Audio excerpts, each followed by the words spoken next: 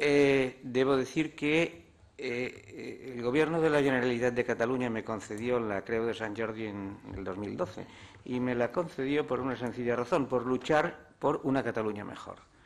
Y entonces yo creo que en este momento histórico luchar por una Cataluña mejor es luchar por una Cataluña que no se separe ni de España ni de Europa. Y es por esto que estoy aquí. Estoy aquí en un acto difícil porque después de la muy buena presentación hecha, sobre todo por Javier, del libro, yo quiero recordar unas palabras que dijo el profesor Serra Ramoneda cuando lo invité a presentar un libro en el año 2002, que se llamaba Catalunya dins la Unió Europea, Economia Política y Societat.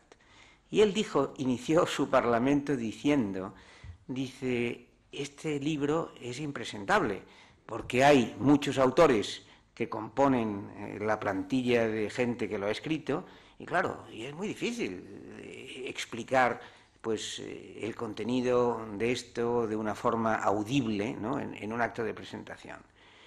Yo creo que, desde luego, en el caso nuestro de hoy, no podemos decir que un libro con varios autores sea impresentable, porque hay diferentes opiniones, hay algunos matices, etcétera, etcétera. Sino que yo lo que creo es que es un libro con una clara vocación a decirnos que hay que combatir las razones que una parte del nacionalismo aduce para pedir la independencia. Entonces yo creo que esto hace que, aunque haya diferentes autores, aunque haya diferentes temáticas, estamos ante un libro que tiene una vertebración y una idea muy clara. Bueno, ¿qué es lo que está aduciendo el nacionalismo para pedir la independencia? Bueno, yo creo que la primera cosa es la insatisfacción de Cataluña. Francamente, es un tema que se ha difundido mucho, ¿no?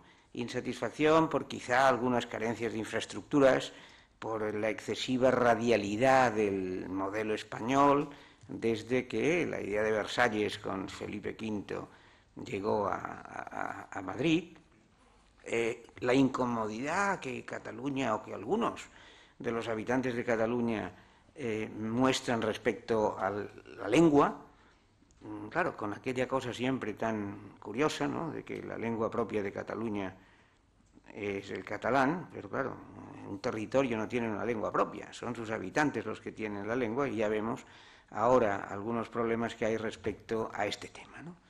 Bueno, la sentencia del Estatuto del 2006 también es otro elemento condicionador de esta presión. La débil financiación que está recibiendo la Generalitat de Cataluña, o el que Cataluña parece sentirse ignorada, o al menos algunos catalanes se sienten ignorados respecto a valores y respecto a la gobernanza del todo español, ¿no?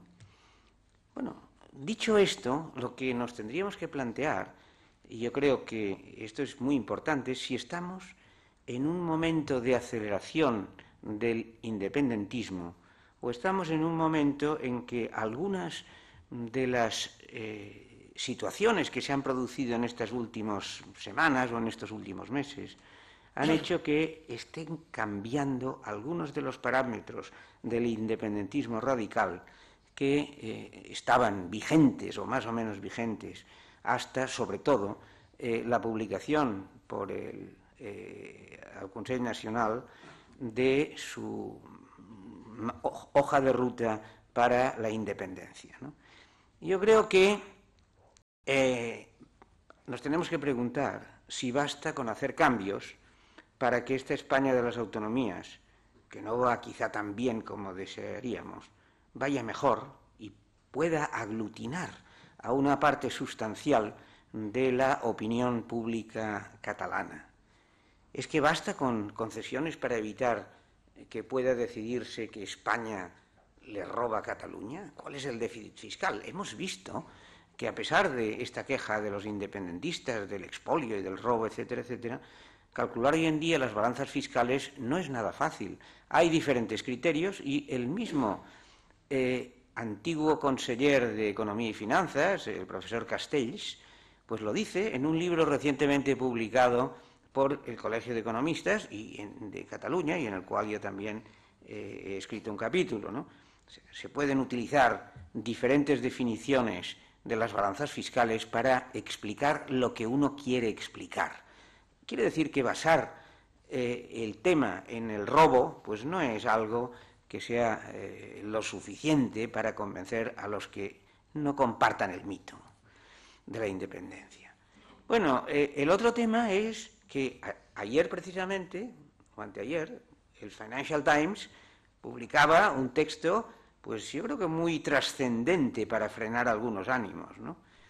Y bueno, en el cual se veía muy claro que el modelo territorial creado por la Constitución, bueno, pues, en fin, sobre todo tras la desgraciada sentencia del Tribunal Constitucional 31/2010, y también en la etapa de la LOAPA, etcétera, etcétera, quizá han creado un marco de tensiones, pero que hay que intentar superar. Yo creo que este texto del Financial Times ha sido un texto interesante. Yo he hablado ayer y hoy de este texto con muchas personas y creo que tiene trascendencia, porque aquí siempre le damos mucha más importancia a lo que se dice fuera que a lo que decimos entre nosotros.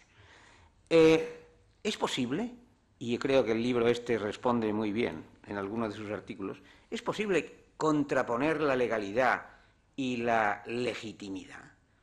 ¿Es posible encontrar una nueva juridicidad, como pretenden algunas facciones más extremistas del independentismo?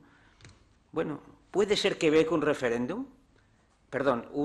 referente con respecto a los referendos que se hicieron? Fíjense ustedes que en Cataluña se hablaba muchísimo de los dos referéndums de Quebec hasta hace relativamente poco, hasta que vino el señor Dion y dijo, no, es que los referéndums lo que han generado es una fuerte división interna en Quebec y no se ha llegado a ninguna parte.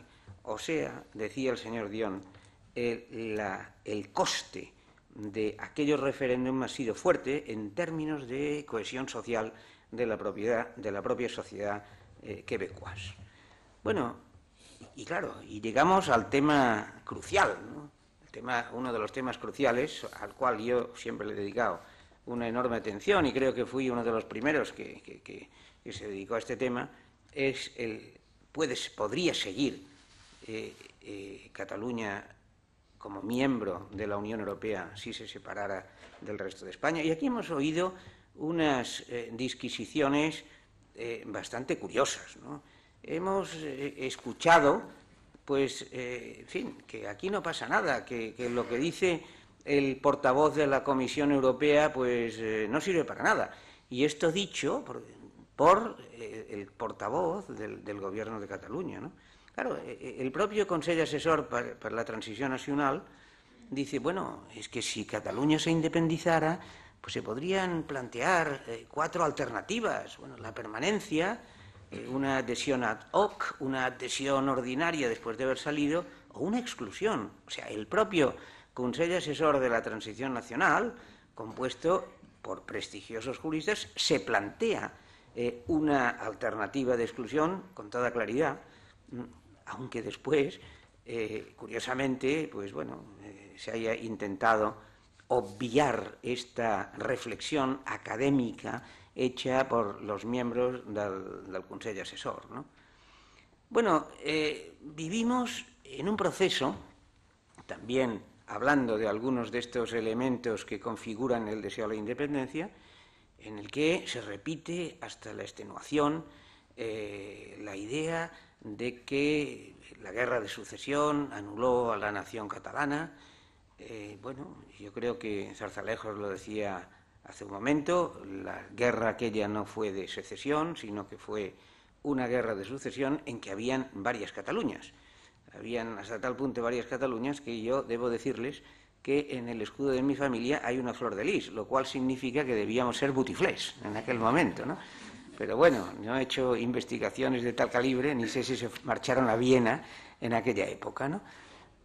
Bueno, Cataluña es cierto que tiene un pasado histórico innegable, que yo he recogido también en un librico que publiqué ya hace un cierto tiempo, pero que tampoco podemos decir que el estar en la unidad peninsular después de Felipe V a Cataluña le haya ido tan mal. El propio Albareda, que es un hombre que es un historiador, que en fin, que siempre ha defendido pues el proceso independentista, etcétera, etcétera, tiene un libro, una historia de hace relativamente poco tiempo, en el cual dice claramente que el siglo XVIII fue un siglo brillante para Cataluña como consecuencia de que con el decreto de nueva planta de Felipe V, bueno, se había ido a la unidad del mercado peninsular, etcétera, etcétera. Y bueno, y esto para gentes de Cataluña emprendedoras, ya como consecuencia del comercio del aguardiente en el siglo XVII, etcétera, etcétera, bueno, había sido siempre algo positivo, ¿no? Yo creo que este proteccionismo que se dio, esta unidad del mercado peninsular y un proteccionismo hacia el exterior, pues siempre ha jugado en favor de Cataluña, ¿no? Siempre ha jugado, en fin, en favor de una industria catalana más potente, ¿no? Claro, lo que ocurre es que a finales del siglo XIX aparecen toda una serie de romanticismos, ¿no?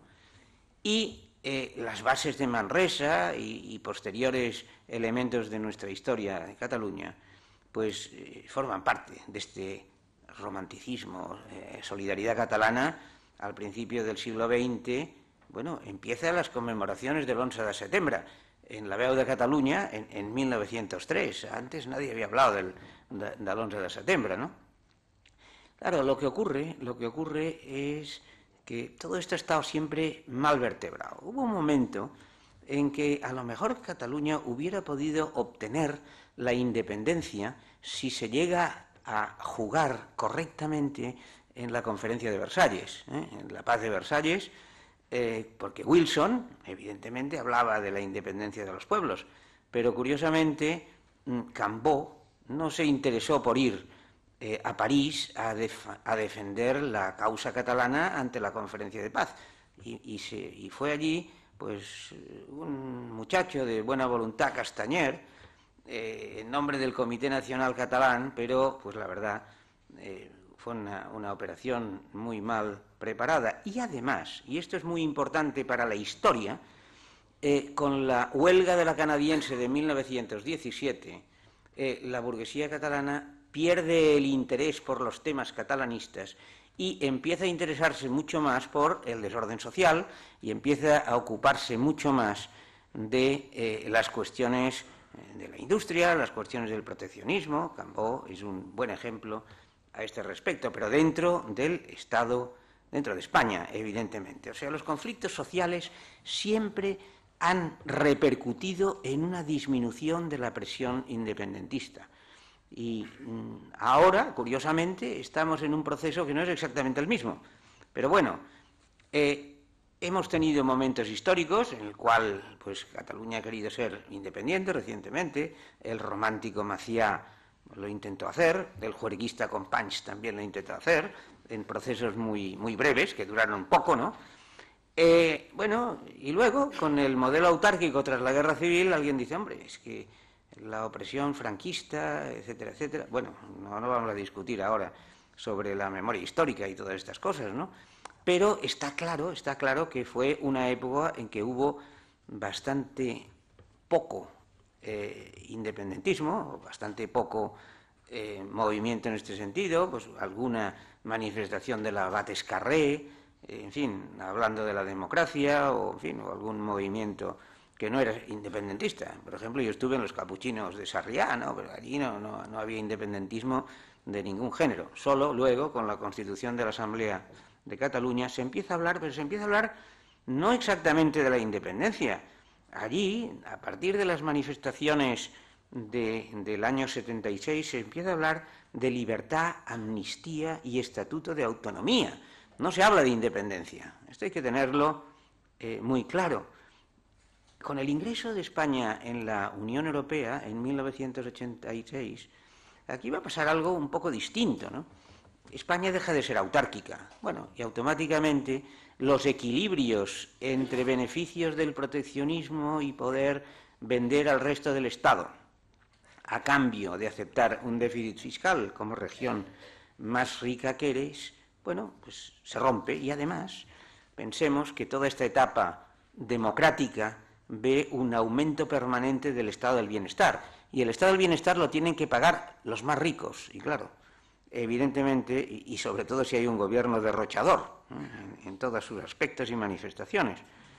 Entonces ocurre que evidentemente dentro de este contexto Cataluña, con una renta superior a la media europea y a la media española, es contribuyente neto, obviamente, a las finanzas del Estado, aunque ahora la ministra Báñez, la semana pasada, en una conferencia dada aquí en la Sociedad Económica de Amigos del País, nos recordaba que respecto a pensiones y prestaciones sociales, Cataluña tiene un saldo positivo de 4.000 millones. Entonces, con todo este complejo histórico que hemos ido acumulando, etcétera, ¿es justificado en este momento este hipotético derecho moral a la independencia o a la secesión del resto de España? ¿O es simplemente una utopía emancipatoria, ¿no? Evidentemente, yo creo que en este mundo complejo e interdependiente no basta con la invención del pasado ni con el recuerdo del pasado para ver esto de este hipotético Estado que algunos catalanes querrían conseguir. El Institut d'Estudis Catalans y el Òmnium Cultural precisamente presentaron ayer un libro sobre lo que debería ser en este nuevo Estado la lengua, la educación, la cultura, las relaciones internacionales, la ciencia, la sociedad y la política, etcétera, etcétera, ¿no? Bueno, yo no creo que nada de lo que se decía allí, aunque me lo he mirado muy por encima, sea algo que nos tenga que llevar a posiciones extremas. Yo diría que yo sería más en este sentido un revisionista que un revolucionario, ¿no? Además, pensemos que el respeto, como se explica muy bien en el libro, a los estados y a las constituciones es esencial para el resto de los estados, para que el resto de los estados sepan a qué atenerse, ¿no? Por ejemplo, pues la Unión Europea pues ha aceptado muy bien pues la independencia de algunos países consensuada porque su Constitución no se lo prohibía. En cambio, cuando se ha planteado el tema de Kosovo, pues la Unión Europea, ya saben ustedes que, en fin, algunos países aceptan, otros países no aceptan, pero en definitiva, Kosovo está en una situación, no sé si podemos, no me atrevo a dar ningún calificativo, porque después me dicen, hombre, es que aquí este señor habló de la situación en el espacio sideral, este otro en la isla de Robinson Crusoe, usted mismo, profesor Granell, habló de Somalilandia, ¿no? Bueno, no creo que sea ahora un motivo de problemático es decir que Kosovo no está reconocido. No vamos a hablar de un calificativo que pueda no gustar a alguien. ¿Y por qué no es reconocido Kosovo?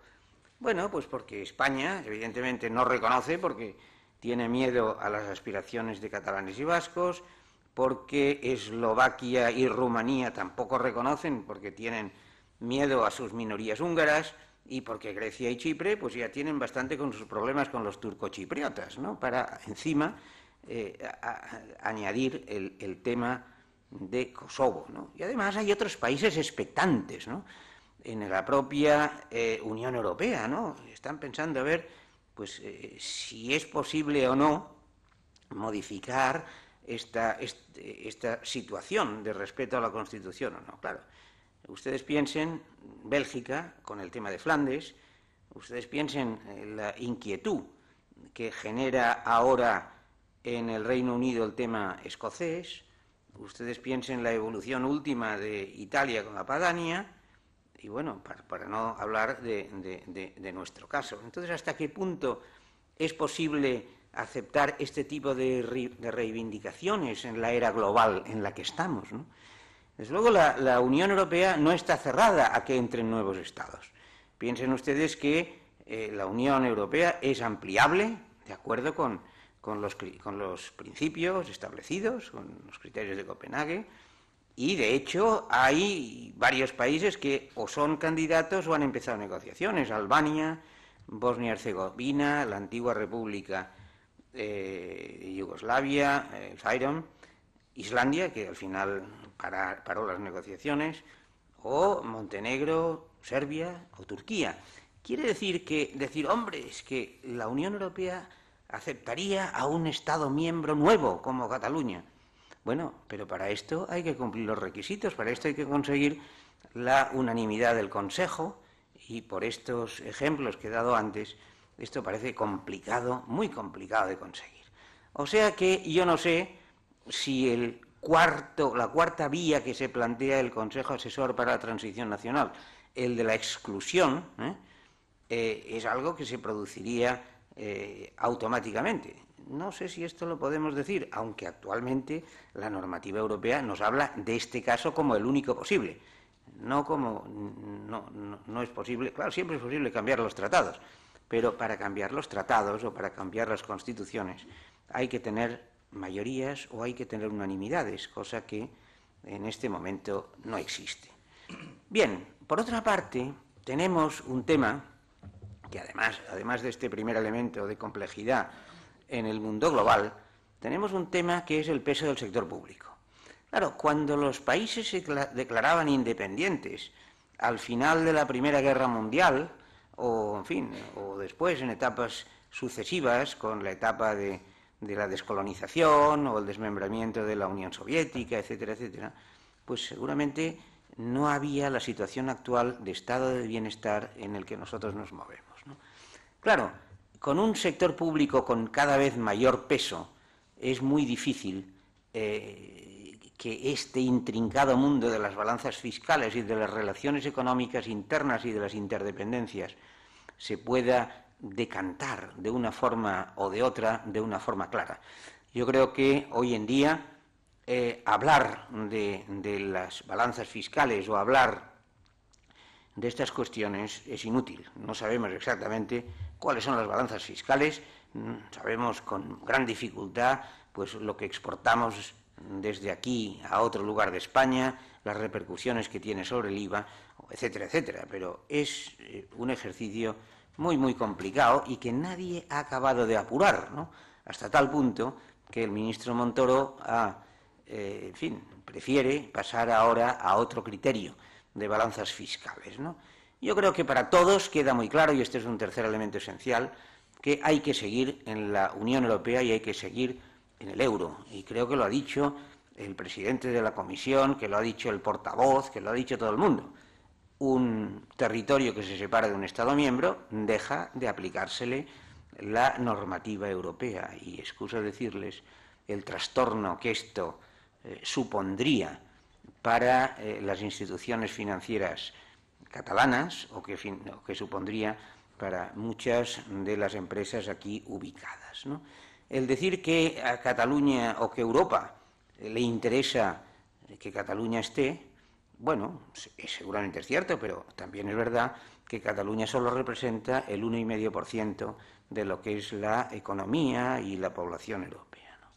Entonces, quiere decir esto que lo que más que hacer este coste estático de los costes y beneficios, lo que tendríamos que plantearnos es el tema del coste de la no Europa. El profesor Paolo Cecchini, en 1992, hizo el análisis de lo que suponía el hecho de que no hubiera un mercado único. Y yo creo que esto es un gran tema a hacer, no tanto si actualmente una hipotética balanza fiscal tiene un saldo más o menos negativo, sino cuál sería el comportamiento de las empresas, el comportamiento de los creadores de empleo en una Cataluña separada de este mercado único dinamizador que aquí tenemos, ¿no? Claro, hay otra cuestión, derechos de los otros españoles. ¿Es posible aceptar que una parte decida sobre el todo? Yo creo que todo esto no se soluciona con descalificaciones e improperios recíprocos contra las autoridades constitucionales. Esto se tiene que resolver de otra manera. Bueno, yo creo que, llegados aquí, y a pesar de la mucha propaganda oficial que se hace en favor del proceso, ¿no?, independentista, yo creo que hay muchísimas personas que se han dado cuenta que hay que ser muchísimo más ponderados, ¿no? En Escocia van a hacer dentro de poco, el 18 de septiembre, un referéndum. ¿Por qué? Lo han pactado así, con Westminster, pero claro, allí las situaciones son bastante distintas. En primer lugar, no hay constitución, ¿no? Y allí se han creado dos frentes, ¿no? El frente del propio gobierno, que defiende la idea del Continued Membership Platform, y el propio gobierno que habla Better Together, ¿no? Bueno, yo creo que aquí, hoy estamos haciendo, hace pocos días también se constituyó otra plataforma de Better Together, ¿no? Better Together. ¿Por qué? Bueno, pues porque yo creo que los elementos que aporta este libro nos lo explican con claridad, ¿no? Es mejor estar juntos que separados. A mí hay un tema que me ha preocupado un poco, que es la sentencia de 2014, la de hace pocas semanas, porque esta sentencia ha roto la necesaria identificación entre derecho a decidir, que se interpreta como simple aspiración política, y derecho a la autodeterminación. A lo mejor hasta ahora me corrige, pero yo creo que esto ha sido algo, en fin, que ha creado un poco más de confusión terminológica al mundo este de confusión en la que estamos viviendo, ¿no? Sabemos y vemos en los diferentes capítulos del libro que hay muchas dificultades de que el Estado central pueda autorizar un referéndum, entre otras cosas porque no puede delegar al Parlamento de Cataluña una competencia que él mismo no tiene de acuerdo con la Constitución, ¿no? Y bueno, lo que ocurre, llegados aquí, es que no hacer nada no es la solución. No es la solución. Y no es la solución porque, bueno, ya hay una parte de estos 947 municipios de Cataluña que están montando plataformas por la independencia, de que es cierto que, bueno, que hay algunas incertidumbres en este momento fatales, tanto para España a nivel global como para Cataluña, sobre todo de carácter social, desempleo, paro, poco crecimiento, etcétera, etcétera. En definitiva, yo creo que es mejor que intentemos llegar a una solución pactada, como decía el Financial Times, o que lleguemos a lo mejor a una solución como la que proponía Herrero de Miñón hace unas pocas semanas en el Círculo de Economía, de alguna nueva disposición adicional en la Constitución que permita mejorar las cosas, ¿no? Y, bueno, el gran tema es quién debe proponer esta nueva línea de entendimiento, esta tercera vía, ¿no? Claro, aquí ya vemos que el Gobierno central, bueno, no está mucho por la labor, ¿no? Porque quizá no se ha percatado de que efectivamente hay una parte de la población de que le ha gustado esta idea de la independencia ante una España que en este momento pues pasa por problemas, naturalmente, como pasamos todos, ¿no? Pero ¿puede ser el Gobierno central el que plantee algo? Hombre, a lo mejor debería hacer algún intento, porque yo creo que como propuesta de la Generalitat van a venir pocas cosas. ¿Y por qué lo creo esto? Pues porque hay diversas ideas de los diferentes partidos que están apoyando. Ya hemos visto que hubo un intento, que a mí como europeo me repugnaba, o como europeísta me repugnaba, que era hacer una lista única independentista, dijéramos así, ¿no?, para las elecciones al Parlamento Europeo. No hubo unanimidad, ¿por qué? Bueno, pues porque hay muy diferentes ideas. Como han habido muchas ideas, siempre. Zarzalejos hablaba de las Españas y las Cataluñas en las diferentes guerras que hemos tenido, ¿no? Y yo creo que estamos ahora igual.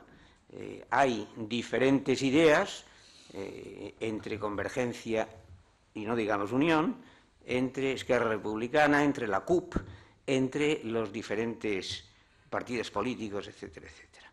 Bueno, mi conclusión final, ¿cuál es? Mi conclusión final es que better together, mejor juntos que separados, pero tenemos que encontrar alguna línea política de solución de diferencias de mejora del entendimiento entre Cataluña y el resto de España. Y yo creo que esto es el gran mensaje. La tendencia que se ha inaugurado con mesas petitorias de estas para las firmas por la independencia de la ANC, esto no para. Y el número de municipios que se adhieren a la idea tampoco. Y esto no se para. La única manera de conseguir que llegar a un entendimiento es la política. Y desde este punto de vista yo quiero hacer una crítica al título del libro que presentamos hoy. El libro se llama, Cataluña en claro, Economía, Derecho, Historia y Cultura. Y yo creo que falta política también, porque yo creo que en este momento tenemos que llegar a una solución política y no a otro tipo de arreglo. Muchas gracias.